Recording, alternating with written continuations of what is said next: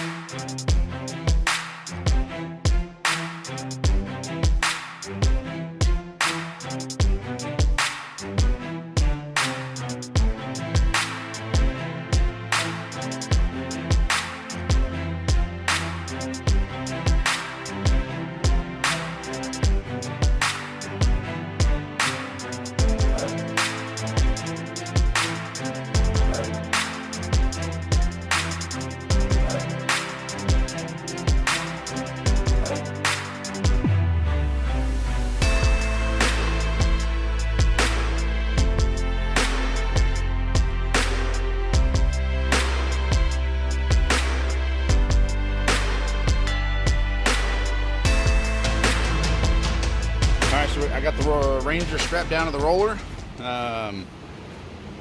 Oftentimes I get quite a few questions, you know, how complicated is the dyno, how does it set up, what's all involved. So I'll walk you guys through that real quick in this video.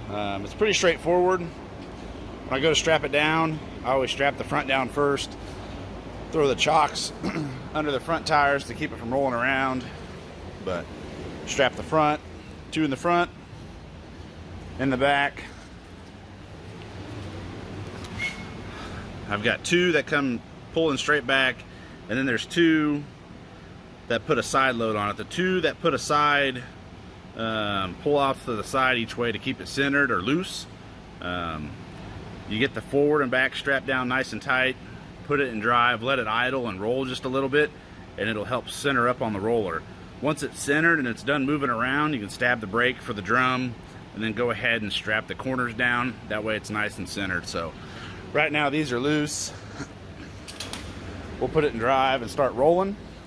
As far as the DynoJet stuff, we got the main module that runs the drum, and then we got the air fuel module as well. So I've got the wideband for the DynoJet going into the exhaust. There's the controller to start and stop your run, plus the brake, and then you need an RPM pickup signal. So let's stab it and drive, and I'll show you guys how this thing kind of moves around on the roller. Oh man, this thing is awful to get in and out of since we put the door bars in. So I got a Grant steering wheel and a quick coupler coming. Steering wheel is pretty much about the same size, but it does have the flat spot at the bottom. Plus we'll put it on a quick release to get it out of the way, because I don't like climbing in and out of this thing. So alright, so here's your controller. You hit the red button and you can hear the air brake engage and disengage. So right now it's disengaged. We'll start the truck, put it in drive, let off the brake, and you can watch it self-center.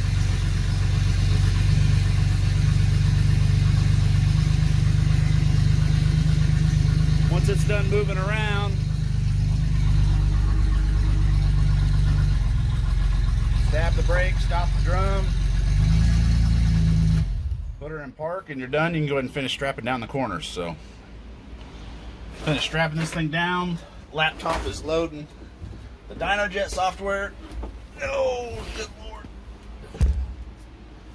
and we'll make a tug on this thing, see if it'll make 100 horsepower. We need to establish a good RPM signal. So I'll go ahead and start it.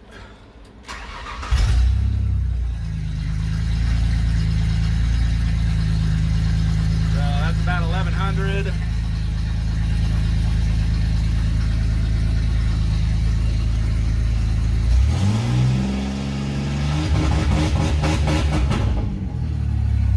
So you want to make sure you got a nice clean RPM signal. You can see our air fuel's reading.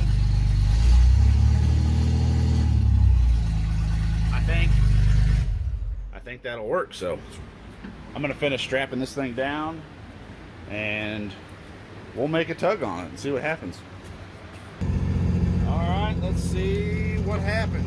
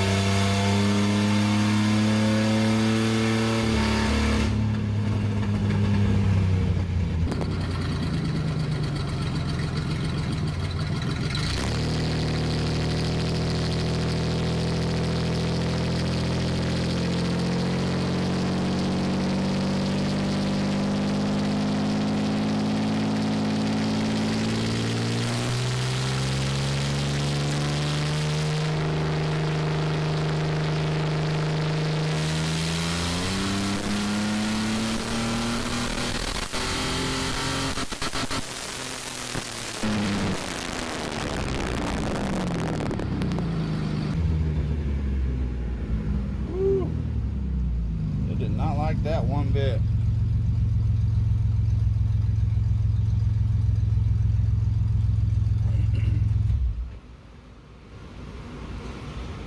Alright, so that was 111 horsepower, 126 foot-pounds of torque. There's the power curve, started about 3,000 RPM. It only went to 4,400. I don't know if we hit some sort of governor or what we have going on. We'll go double view. So this bottom graph will be air fuel. So whatever Ford has for a tune-up, they're letting it's pretty lean until there. It looks like it finally gets into power enrichment. Down here about 11.7. It was pretty consistent once it got to power enrichment, but it was pretty lean until then, but that's all right. It's good enough for what it is. So got to figure out why it only revved to, what did we hit? We went to 4,500 RPM, and then it acted like it hit a limiter. Changed this bottom one to wheel speed, so that was only 85 miles an hour in third gear.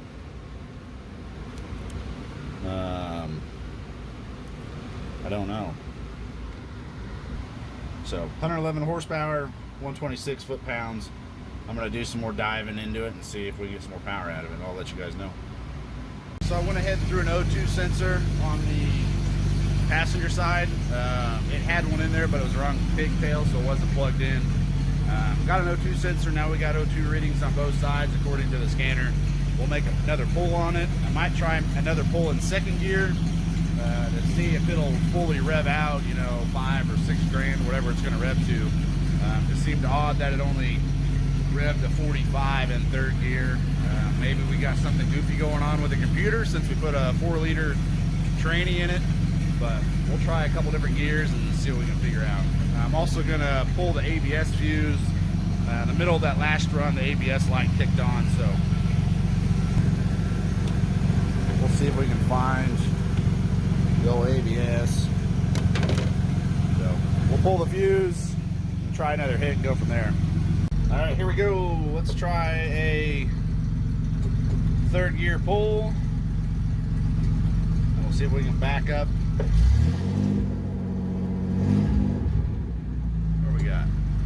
There's a drive.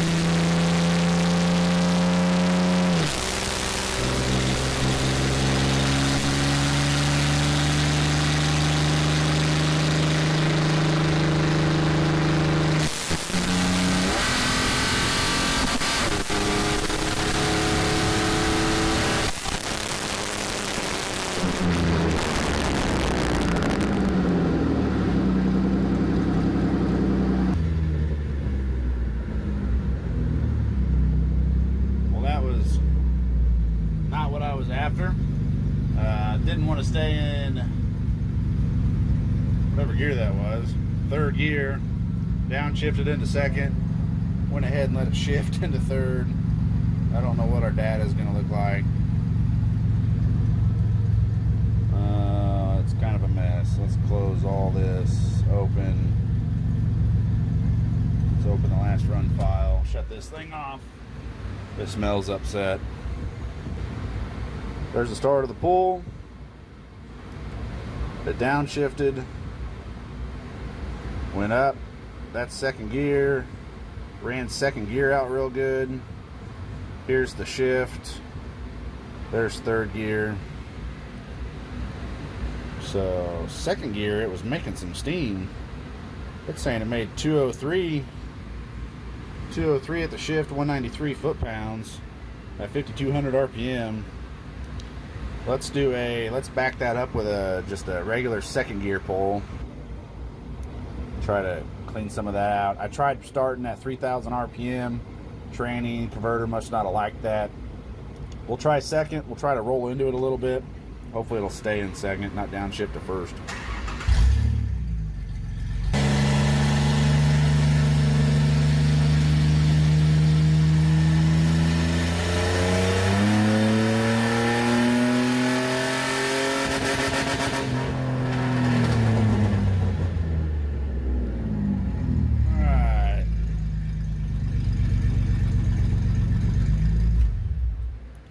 Second gear felt pretty good. 113 horse, revved all the way out to 5,400 RPM. Let's see what air fuel look like. So power enrichment looks like it finally came in at, I don't know, 4,300. I got down to 12.0 beforehand. 15, probably shooting for 14.7 maybe. At the top of the pool, it was sub 11s, 10.9, 10.9, 10.9. Reading there right at the end of the tailpipe might be a little lean. Closer to the collector, the better the data is going to be, but plenty of fuel there. This thing's about out of gas. What do we got? Pretty low on fuel. This morning I stopped and grabbed some really good 91. 91's all we have in town. We don't have 93 or anything cool. So I'm going to go ahead and drain the rest of this out. Put the 91 in it and we'll see what we gain. We'll just stick with second gear pulls and then we'll overlap it. So, alright, so we got about 5 gallons of 91 in her. Trying to get this thing to connect. Go.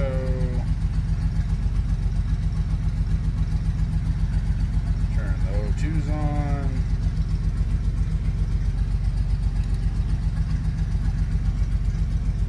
Feels like it's got a little mist now. I wonder if I got a clogged injector. Yeah, it's definitely got a mist now. Oh well. See if it'll clean itself out.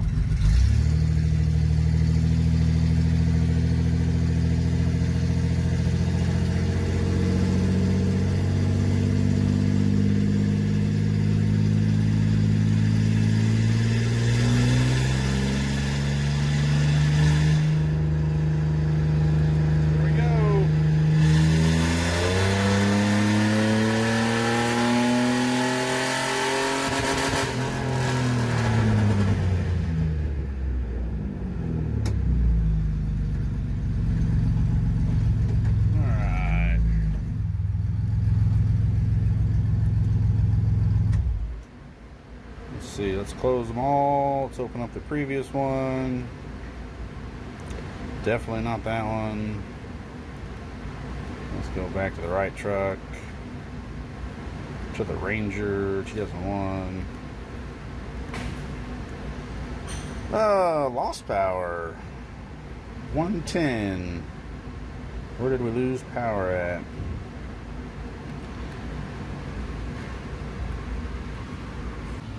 Before I run this thing or pull this thing off the dyno, I'm going to go ahead and do another third gear hit and kind of run this thing out all the way through the gears, like if we were from a stop. Make sure it'll be happy, you know, going around the track, shifting through gears a couple times. So I'm going to sit here and beat on it a little bit, make sure it stays cool. I do have one blower fan blowing on it, but it is just sitting here, so if it's going to get hot, it's probably going to get hot here. So I'm going to beat on it a little bit before we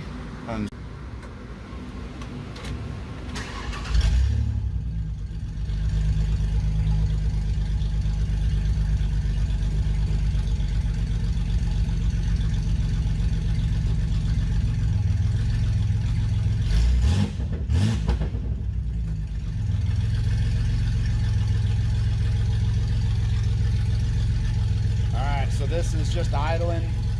We're only going probably 5 miles an hour.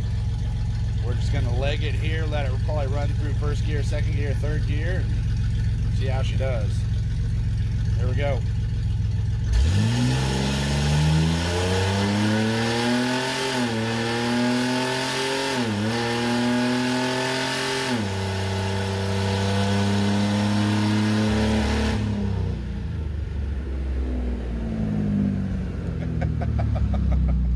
All race car stuff. We got our disconnect in, got a bolt running through it. I'm going to put some welds on the outside, make sure it stays clocked. The bolt will pretty much keep it from coming off.